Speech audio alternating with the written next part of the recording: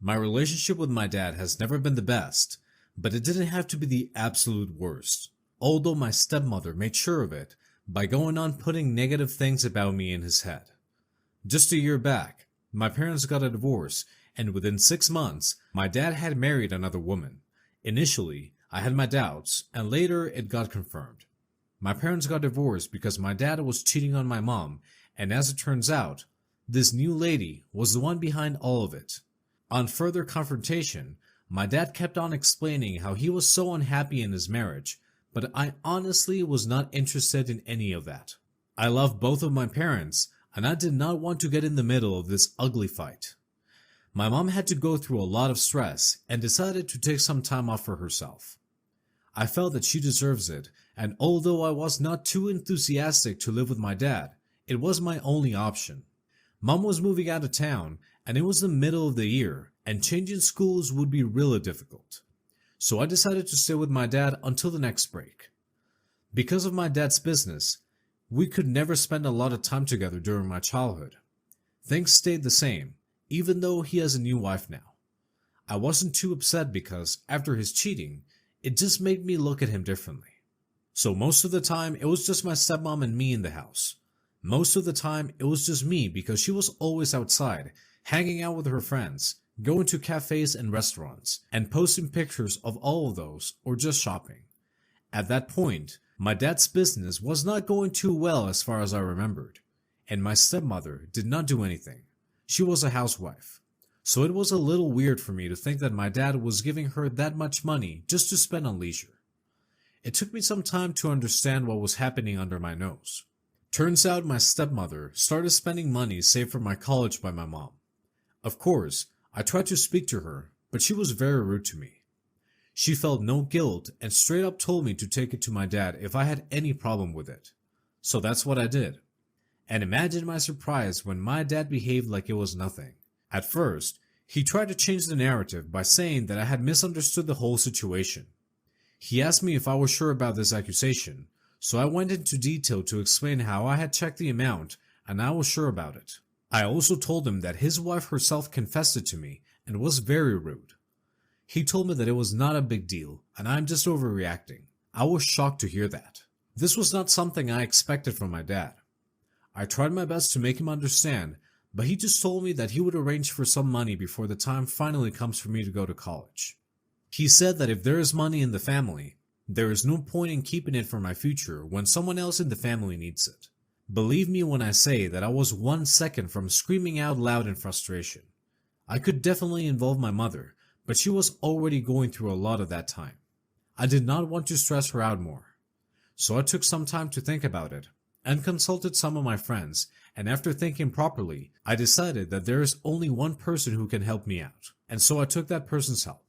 And finally, I showed my dad the papers which would change his perspective and in the long run, his life. He begged me to think again, to stop and not do this, but he had it coming.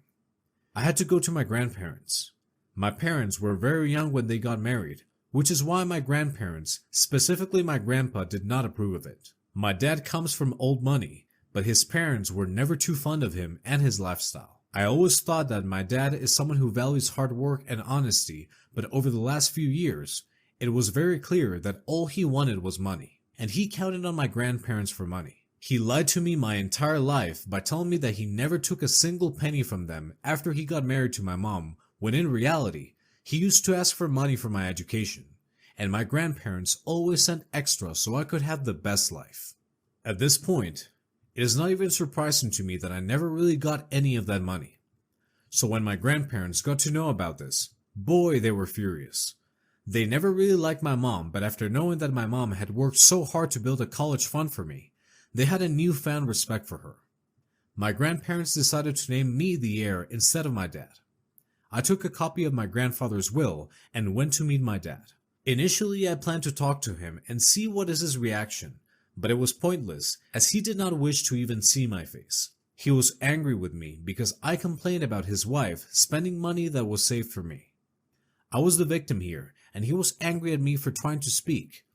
That was it, and I did not care about the consequences anymore. So I showed him the papers, and that was when he snapped. It was weird to see his entire personality shift, and suddenly he was all nice and sweet to me. He tried to remind me how important I am to him and even yelled at his wife in front of me to show that he loves me. But this display was enough to make me realize that everything he was doing was just for the money and nothing else. And I was just a pawn to him, but I was done. Even though he tried his best to manipulate me, I kept on saying that I don't care. And like the liar he was, after a few attempts he gave up the drama and started yelling at me for being a bad daughter. He blamed me for his divorce from my mom and said that I was a problem child, but I was over all of it.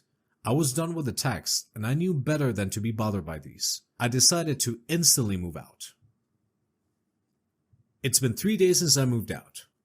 I was a little hesitant to move in with my grandparents, although they had offered it multiple times. After that entire confrontation with my dad, I could think of nobody else but my best friend, and I decided to crash at her place.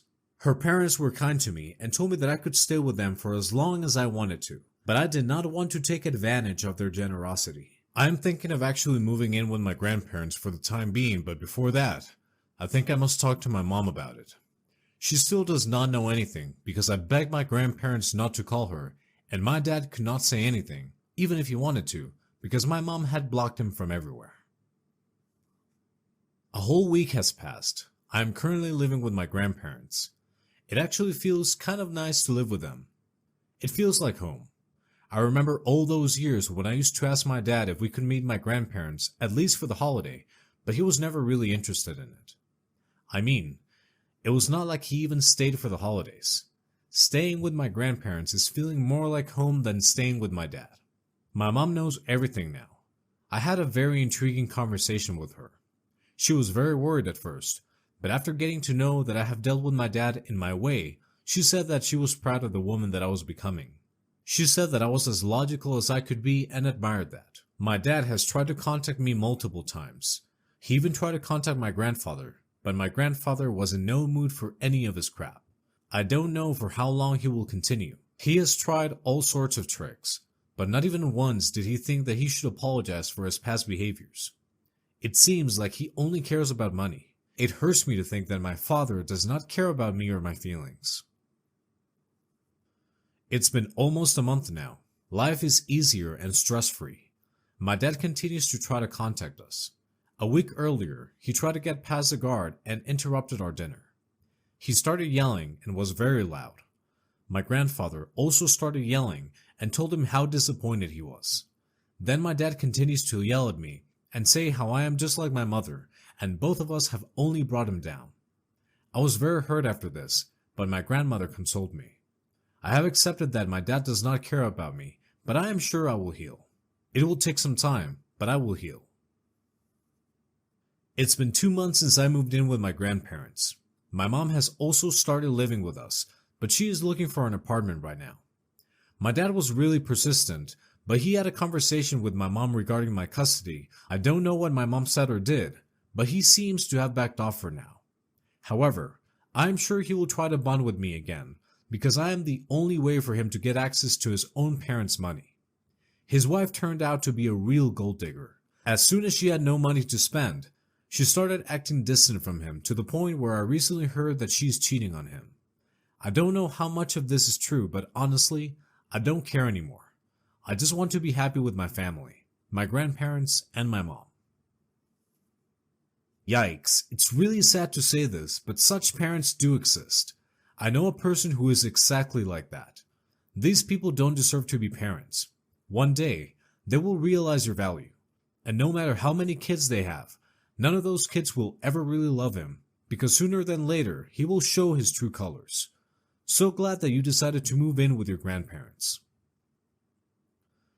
After everything that you shared about your dad, I am pretty sure he has always been the problem guy. If your grandfather decided to name you the heir, he must be disappointed in his son. More power to you and your mom. I hope she's alright. Okay, I know this makes me a bit of a weirdo, but I don't have a TV or home internet, or really any tech at home except my phone. I don't even take my work laptop home. It's not like I'm not online at all. I love listening to podcasts or YouTube video essays on my phone when I'm working on home renovations or my cars. I just honestly get sick of sitting around looking at screens after working a desk job all day. And honestly, I don't feel like I'm missing anything. I hardly have time in the day to do everything I want to do already, but even during my downtime, I'd probably rather smoke a bowl and go out to stargaze or chill in the greenhouse. My boyfriend has probably a more normal relationship with tech. He has a TV and has Netflix, Disney Plus, and a few other streaming services I forget, and is usually watching a few shows. And he has a gaming PC and a laptop. He games a few nights a week. He's got other hobbies. He plays hockey and runs too, but those don't take all his time. It's a little annoying for me when I come to hang out with him at his apartment and the main stuff to do is watch a movie or a game or watch TV. But we've found enough movies we both like for some chill nights in. But he gets super bored when he's over at my house, which is more often, because he has an apartment he shares with his cousin. And I bought a house that was a total fixer-up at first, but is now getting pretty nice. We like to spend the weekends together, and he gets super bored without Wi-Fi and frustrated that he's on a limited data plan and is wasting his data. I've suggested he goes to the corner coffee shop if he wants to look something up, and he says it's not just one thing. He feels cut off from the world. He keeps trying to tell me I should get a TV and internet, and maybe a gaming console for my house, and saying he'll let me share his streaming services, Steam, etc., and I'm honestly not interested. It costs a lot here for internet, and all the stuff like a TV or console would cost extra too. So I've told him he can bring a TV or computer or whatever. I finished the attic, but haven't done anything with it yet, so it could be a little game room / home theater. But he says it wouldn't even work without Wi-Fi, and he's not paying my internet bills. So we keep on having this conflict. He resents I don't have anything to do when he stays with me, and I feel frustrated that he wants me to drop hundreds or thousands on gadgets and internet. He feels like it's a basic utility and a pretty basic expectation if you have guests. And I've honestly started feeling kinda offended he feels so bored by my company he'd rather watch TV in my house instead of hanging out. Am I the a-hole for not having internet / TV or games at my house when my boyfriend stays over most weekends? ESH, you're not an a-hole for wanting your boyfriend to pay for the internet in theory, but the way you come off in your comments and texts is a-hole territory. You seem to judge your boyfriend for having in-house hobbies that need Wi-Fi, are annoyed that he doesn't want to do any of the things available at your home that are based on what you like to do. He probably fell for you based on your wide range of interests and hobbies, but you seem rigid as a partner in the sense that you decide what there is to do at your house, and if he doesn't like it, that's tough shit. While that's fine for like a friend, it's kind of a turnoff to a partner who is so unwilling to even slightly accommodate you if you don't enjoy their hobbies. So I don't see this lasting much longer if you really want to die on the you better enjoy my hobbies or you're shit out of luck hill. In which case, I'd be hard pressed to call it a relationship anyway. Not a-hole, you just don't sound like you're compatible long term. For your information, I don't know where you're located, but some level of basic internet connection is considered a basic utility in Western countries. It's why politicians get so much flack for failing to ensure that telcos invest in rural broadband. Even if you don't plan on using it, too many basic life functions rely on it now, and good data plans or access to Wi-Fi throughout work or other locations isn't a given. Nothing wrong with choosing not to have it in your case, as you're able to use your data plan for your limited need, but you are an outlier. Not the a-hole, it is your house, and if you don't want to have internet, you should not have to just get it just to keep him happy. You offered a compromise for him to bring his own devices and even make a man cave for him. Why doesn't he pay for the internet if he wants it? That sounds reasonable. The real issue here is that you two have such different interests. I don't know how our relationship could work. What interests do you have in common? What do you guys do on dates? What originally attracted you to him and him to you? How would you guys manage if married or living together? It's a lot to think about, but I hope things turn out well for you. I, 17 female, during the summer right before break, went on a school trip to Rome, Italy, with people from across the year group, including a couple that can't seem to stay away from each other, which I found very funny at first. I went on my own, as my friends weren't able to come, which I didn't mind. Because the group of kids we went with were known for being well behaved, the teachers were very lax and strict about most things. Like for example, obviously we weren't allowed in the boys' hotel room, but people still managed to sneak into them, including the couple. During the day, the couple never leaves each other's side, and they're basically inseparable. So keep in mind, this girl is with her boyfriend the whole trip. One day we go on a tour bus and it ends up being kind of filled up, but not packed. I managed to get a seat near to the front, right where the bus still has shade, but you can still have a great view, and the seat beside me was empty. I liked my seat. I had made sure to wait all the way at the front just to get it. Because the bus was sort of packed, everyone either sat next to each other or strangers, but the couple was too slow, so they had to sit separately. As I was the only one with space next to me, the girl of the couple decided to come up to me and ask me to give up my seat so they could sit together. And since I didn't want to, especially since the seat was all the way at the back, I declined.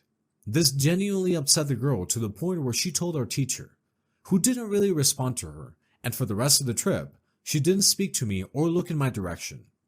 Her boyfriend also seemed indifferent, but he also appeared to also be kind of annoyed. I felt bad because I suppose they considered it a couple's vacation and didn't want to be apart from each other. But the girl I share a room with at the hotel said she shouldn't have given up the seat either. The girl looked distraught, and it seemed to have ruined her day. The bus ride lasts about an hour, and she didn't really speak much after that. Am I the a-hole for not letting them sit with each other? Not a-hole. I have never understood why someone expects someone to give up something that they have that is great to get something not great, because it would benefit themselves. If they wanted to sit together, they should have offered the backseat person to sit with you in the front, not be mad that they couldn't have your primo seat because there are two of them. I have no idea who would have sat next to you, and they are not the a-hole for asking, but giving you attitude they are. If you want someone to trade you, you have to give them something of equal to better value. I learned that before elementary school. Not the a-hole. You'll notice that she didn't offer to switch her good seat at the front with the person at the back next to her boyfriend. You didn't queue just to hold the seat for her, and if not sitting next to her boyfriend is enough to ruin her day, you gave her a valuable opportunity to practice being a bit more resilient. Not the a-hole. He found a seat too, right? Why didn't they ask a person in the undesirable part of the bus to move up to your seat instead of asking you to move? I've had someone sitting in my airplane seat ask me to trade when I was in the first 5 rows, and when I asked about it, they were back in 20-something. If the real motivation for these people was to sit with friends, they'd ask the people in shittier seats to upgrade, not ask you to downgrade.